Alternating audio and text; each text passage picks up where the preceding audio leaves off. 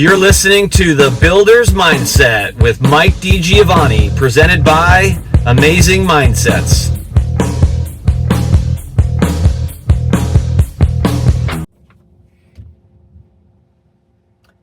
All right, builders, let's get into something real today because the internet blew up last week. A headline went viral saying the U.S. housing market is poised to crash worse than 2008, and that we could see a 50% drop starting in 2026. No, this is not real. This is not supported by data, and today we're going to surgically dismantle that headline. But more importantly, I'm going to teach you how builders should think when the media throws black swan fear into your face, because this is where most builders go wrong. They don't know how to read a headline, filter it, and make decisions like operators. And we're going to get you through that today, because we don't like those kinds of headlines. And when you start to peel things back, you realize you look at the source, you look at the intention, and it's just to get clicks. So let's break this down a little bit. Here's the problem. Let's talk about the problem with modern media. There is no cost to being wrong for the modern media. And every incentive is there to scare the living heck out of you, because why? They know it will get you to click on their link. What does that do? Clicks show traffic. Traffic drives value of ad revenue. So what happened with this article? A single analyst, Melody Wright, made a prediction, that is. Prediction. Just like meteorologists have to make a forecast, these are predictions. I'm not saying that they're outright deceptive, but they're predictions, and you need to read deeper beyond the headline. This is what we talk about. I don't want you just looking at headlines and then basing your emotions off the headline. She said prices could drop by 50%. And the media took that, fed into the emotional blender, poured gasoline on it, and boom. Housing market poised to crash worse than 2008. Now, if that's not a tactic, if you were around in 2008, you know that's about as inflammatory a statement as you could make. But let's be adults here. Let's be operators, okay? The problem is the media doesn't have to be adults, and they have no incentive to not be wrong and to not stretch or push the story or the headline to get clicks. There's nothing they have to be worried about. If you're running a home building business, you can't let your emotional thermostat be controlled by a headline written for civilians. Yes, I said it. Technically, most of these headlines are written for civilians, not operators, but there's still a problem. Not only do you need to think like professionals, I still take issue with the headlines that are going to scare those civilians who are our clients' customers. Okay, so let's get through the real numbers, okay? Not opinions, not the clickbait, the numbers. Case-Shiller home prices are still rising modestly year over year. No collapse. That really destroys the headline. Now, are there markets that are dropping? Austin, yes. But none of these headlines should ever be micro to macro. What do I mean by that? There's a lot of metro markets that building is a large part of the economy. And when we look at a few that had huge run-ups in these last 5 years, they're going to most likely correct a little bit more than the ones that didn't have the huge run-up. So let's be careful about that. And don't take the micro data of Austin and its couple of comparable submarket or markets and blow that up to say that's what's going to happen to the housing market. Mortgage delinquencies is another thing we need to look at. 3.9%. Not great, but nowhere near the 2008 disaster when delinquencies were 10 to 14%. Now, I just had the honor of sitting in on the John Burns 2026 Outlook. And while I think John Burns, a lot of respect for them and their data, but I think a couple of years back, John Burns had a miss, like it's a prediction. I don't fault people for being wrong on predictions. We've been wrong on predictions as long as that prediction is rooted in real, honest data to try to move our industry forward and support our industry. Okay? Not civilian headlines that try to create scare tactics to get clickbait. But one of the interesting things that John alluded to, really spoke to one of the data points that they gave to talk about why they felt the 2026 housing starts market was going to be flat or a little down, amongst others, was the lack of desire for people to move because of, I think the numbers he gave, and don't quote me on this, but I want to say that 70% of the current mortgages are below 5%. I think he said something like 60 or so were below 4 or 50 were below 4, and like 40% or something were below 3. Crazy numbers. But literally, if I remember correctly, 70% were below 5%. So with current mortgage rates at 6.2% and not really expected to move a whole heck of a lot in the next 12 months, and with most, I know there's all talks about buy downs and future commitments and 50-year mortgage and all that, but most of the opportunities you have if you go buy a new home, most of the builders are buying down to 4.99. So that's really like 70% of the current buyers have a rate lower than what builders are offering. Now, there are some that are offering adjustable rates and starting at 2.99 or 3.99, 3.99.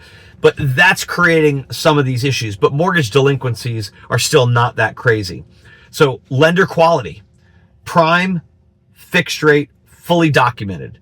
The opposite of fog in a mirror. Here's 500K, 20,000 or 2006 lending practices. So even if you look at, here's what's funny, if you look at those adjustable rates that some of the builders are doing right now, it's my understanding you have to qualify today for the highest rate. So in that example, I think it's Horton's offering a 3.99 first year, 4.99 second year, 5.99 or no, 2.99, 3.99, 4.99, 1, 2, and 3, year 1, 2, and 3. You have to qualify for the 4.99 right now today. So it's giving you a little bit of a bridge to get in, get started, because it's a little push to get you over that fear of buying. Because look, at the end of the day, what I also agree with what John Burns shared was that I think John Burns, I don't know if he attributed this, that his organization agrees with this fully, but I thought he did. But he said that generally most mortgage analysts believe that rates are pretty like normal and where they should be right now at about 6%, give or take. So, but the lending quality is solid. We don't have these subprime setups, and so we're not going to see the level of delinquencies. And to be quite honest, if you have a mortgage rate below 5%, let's say below 4, and you're solid, like because you're not like one of those stated income mortgages from back in 2007, you're going to fight tooth and nail to keep that mortgage. And so until we get assumable mortgages, which are not common right now, I think lending quality is pretty solid right now. Supply. Builders know supply intimately. They learned the hard way in 2008 to 2011-ish, let's call it, depending upon what market you were in. We're not oversupplied. We are underbuilt. Burns also talked about, and I hate to keep going back to Burns, but a lot of respect for Burns and Zonda and what they do. And then having seen that, I think that was on Thursday of last week that I watched that from when I'm recording this. So it's really kind of fresh in my mind. We are underbuilt. He did say the numbers that he believes show that we're not as underbuilt as we've shown, but we're coming back to balance. But we have been underbuilding for quite some time, and builders know this, and I think most builders are trying to get that right balance of what pace can we get with a reasonable incentives to protect our margins reasonably, and still get homes going and started. Now, I've talked to a fair number of my trade partner clients as of late, and yes, a lot of them are talking about being down. Here's the tough thing when you talk to somebody, let's say in November, December, about being down. They focus on starts, and that's what a lot of us do focus on in terms when we talk about the health of the industry. But we're talking about starts in December, which are historically pretty low at this point in time and this time of year anyway. We're also in this window of time where we're still struggling to break ourselves of the COVID era new normal. That was not normal by any stretch of the imagination. And so we're trying to get ourselves back into the world of new normal. Okay. So, look, every major forecasting body, Fannie, Realtor.com, Redfin, MBA, says the same thing. Yes, it's going to be a slow grind. Yes, if we're going to have growth, it's going to be some small growth. And small growth is still some growth, but definitely we're not looking at a collapse. Certain markets might see some price reductions, maybe some a little bit more than others, but nothing crazy or catastrophic. And if you look at, I would say another organization, Resi Club, has some really, really good, super solid data. I love what Lance and the folks over at Resi Club are putting out.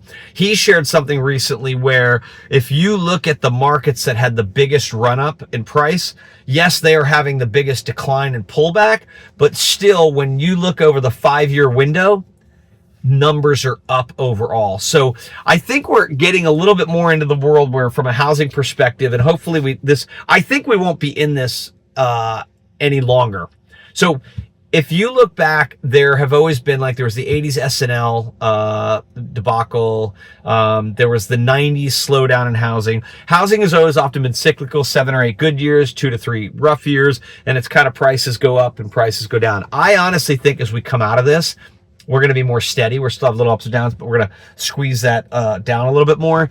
But I think when you look at the housing industry, even over this last 5 to 10 years, more like the stock market, you're going to see something like, yes, you have ups and downs, but generally you're still, almost every market is going to be up in a 5-year window. Okay. And so we want to keep that in mind. No one market is forecasting a 50% decline. None of them. I think I've seen as much as 20 to 25%. Like, I think that's what Austin's looking at. So, you know, how does this land? The article, in my opinion, it's emotionally dramatic and factually unsupported. So, you know, let's expose this for what it is. This is where I want every builder listening to pay attention. Okay, listen now. Media is playing a different sport than you are. They get paid on clicks. You get paid on clarity. They profit from panic. You profit from understanding, making smart moves. And yes, sometimes that means reducing prices, increasing incentives, and slowing starts. But that does not mean panic. You're a builder. You deal with this reality every single day. Cycle times, permits, absorption, labor shortages, remember those? Nothing in your business responds to internet panic. So don't let this one be any different. Your business responds to fundamentals. And if it's not, you should get it there. Only respond to fundamentals.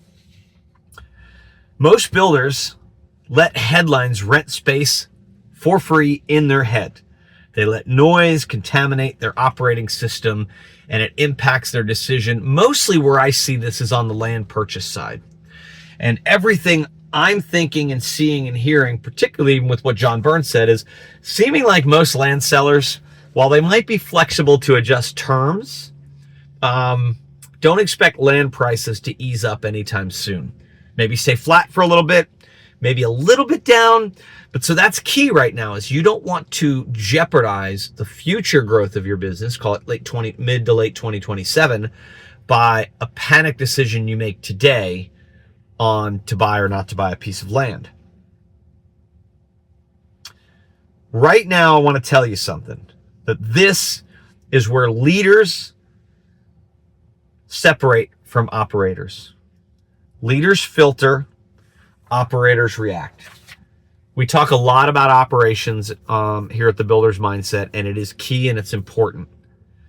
But true leaders part the seas of the information overload, part the seas of the panic headlines, and operate on the fundamentals. They're not ignorant. They don't make adjustments as necessary, but you have to ask yourself, am I acting on fundamentals or fear? Are you reacting to the fear? And is that the fastest way? That's the fastest way to lose your margins, to compromise your strategy, and to drive yourself crazy. Okay? So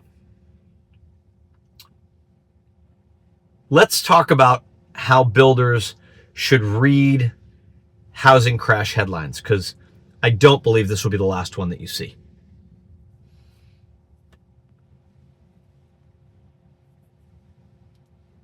Is it national or is it local?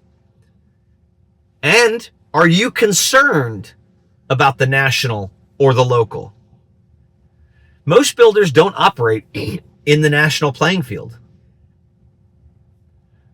They operate within it. Phoenix or Dallas or Charlotte, Nashville, Salt Lake, or Orlando. Look, we've all seen that movie or heard of that movie, Any Given Sunday. What I like to talk about as it relates to that coming to business is that most NFL football teams can beat any NFL football team on Sunday. I said most, okay? So don't get yourself in a bunch if you're whatever your team. But what I mean by that is, if you're not set on your plan, your strategy, and your game plan as a builder or as a team, you can show up as a spoiler and you can focus on watching nothing but game tape for the number 3 team in the league when you're the number 18 team in the league, and put a game plan together specific to beat that team. But do you put a plan in place to win against any team because it's based on your fundamentals? And this is how I feel like a lot of home builders, like how they tend to operate, is they look at specific builders and what they're doing, and rather than just trying to discern the specific tactics or techniques they're doing that they could leverage or work from, they chase other builders, they compare themselves to other builders, and they try to go out and beat a competitor. Or if you're national, you adjust your strategy, or you let your local divisions adjust the national strategy so they can perform in 1 or 2 markets, but that ends up being to the detriment of 5 or 6 or 7 markets. If the headline doesn't address your zip code, it's irrelevant. And if you're a national builder, if it affects 1 or 2 of your zip codes, don't let your strategy in that zip code to kind of massage what's going on there impact your whole national operation. So we need 3 things to happen to have a collapse: massive forced selling, massive oversupply, and massive credit risk, none of which we have. As a matter of fact, I would argue that only one of those, credit risk, is there a little bit of. As we talked about, there are 3.9% mortgage delinquencies, but none of these are massive, and I don't think the forced selling is even worth talking about. And the oversupply is definitely not happening. Now, how undersupplied we are, there's different ways of measuring that, and there are people that think differently about that, but it is definitely not an oversupply, so don't freak out about that. So we don't really have any of these happening. I mean, I'm stretching just to say there's a little bit of credit risk, not a lot, hardly any. So when the headline jumps to 50% crash, you should already know it's fiction. So we want to talk about the real forecasting. If a headline disagrees with Fannie Mae, the NAHB, Realtor.com, Redfin, Zillow, Zonda, John Burns, Resi Club, it's probably not credible, especially if it's disagreeing with what 2 or 3 of these other ones are saying. Okay. Now look, are we occasionally going to have some times where we're looking at predictions and maybe half of those that I just mentioned feel one way and half feel the other, and a headline goes to one side or the other? Okay. Look, I'm not saying all headlines are bad, and I'm not saying all reports on housing are bad, but these scare tactic ones usually are. And if it seems catastrophic or too rosy, question it. So the entire industry is forecasting slow to moderate growth. That sounds nothing like disaster to me. So we need to ask 3 key questions. Does this change my absorption? Does this change my land strategy? Does this change my financial risk? If the answer is no, the headline is noise. Now, is your absorption going to change? I don't think builder absorption is going to change dramatically from where it's been the last 6 months to next year. The last 6 months are softer than the first 6 months of the year. I don't see it changing absorption going into 2026 from where we're at now. Does it change your land strategy? As we talked about, if you're paying attention, land prices aren't going to plummet. So I hope it is not changing your land strategy. Does this change your financial risk? Well, that depends on how you operate. There are some builders like Lennar who are going to maintain a reasonable velocity of starts. They just finished their year, and so we're waiting for their numbers. But as we forecasted, I don't think they're going to be much below 4 on their sales and starts for their fourth quarter. I think they're going to be somewhere north of 3.5. I'm going to call it like 3 3/4. And if they're above 4, even slightest, or if there's a 4, they're pleasantly surprised. And so, your absorption might adjust a little bit. It shouldn't change your land strategy. And does this change your financial risk? Like think about that and keep that in check when you assess these headlines. So this is where builders need to hear what we're saying here at the Builder's Mindset. You cannot let clickbait run your business. You cannot let fear drive your decisions, both on starts, lands, and incentives. And you cannot operate off somebody else's panic, because you're going to see it, you're going to feel it. And quite honestly, that headline, they're not panicked. They're just trying to get you to panic so you click the headline. And here's my other thing, as I'll chime in right now on this. The vast majority of articles that you read are from people who write about real estate, from the things that they hear from the ivory tower, at best, the ivory tower of the big public builders, and from the other organizations like Burns and Resi Club and Zonda, who put out data. Most of the people who write these articles have never worked a day in their life for a home builder. Never. So check the source, okay? You have real levers that you need to control. You need to focus on your product. You need to focus on your pricing strategy and your incentive strategy. You need to be working on your cycle time. If you know it's not below 5 months, you need to work to get it down. You need to work on your land position and make sure it's in alignment with your product strategy. You need to work on your quality and craftsmanship. And that comes through not spending a lot more money, but just your processes and procedures for how you put a house together and how you manage that in the field. You need to work on your value engineering and your constructability. Make sure you're not putting costs into homes that are not necessary for code or quality, or for the customer beyond what the customer thinks it's worth from a cost value perspective.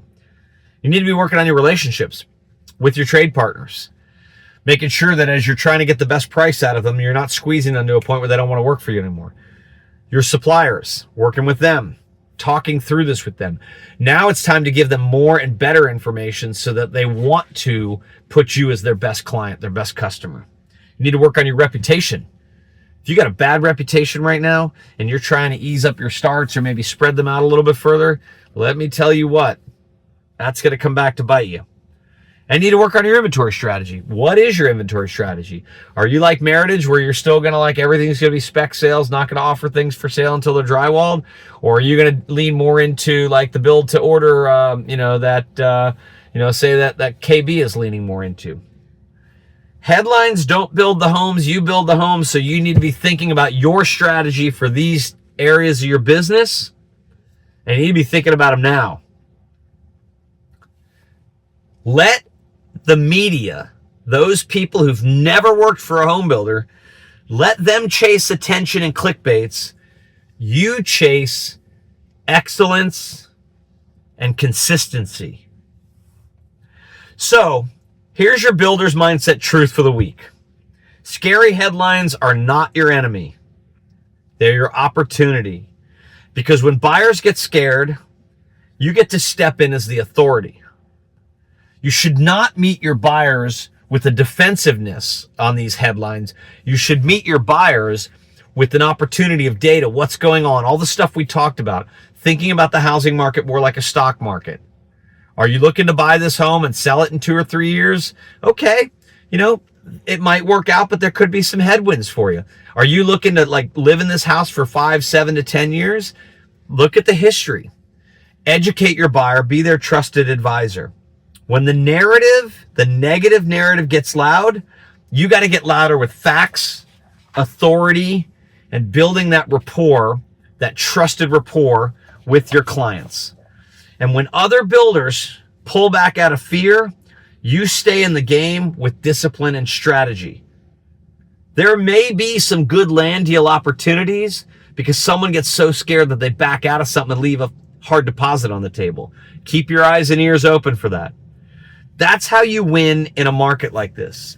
Not by reacting, not with panic, by operating with clarity, conviction, and focusing on the data. Your data, whether it is national because you're a national team member or your zip code because you're a local regional builder. Hey, if you think this helped you or you enjoyed this and you think there's somebody you know out there who might benefit from this, we'd appreciate it if you share, like, click the follow button, subscribe. It helps get our podcast out to more people. It helps the algorithm push it out and get it in front of more people. We appreciate you showing up. We appreciate you listening. This has been The Builder's Mindset. You have an amazing day. You're listening to The Builder's Mindset with Mike DiGiovanni, presented by Amazing Mindsets.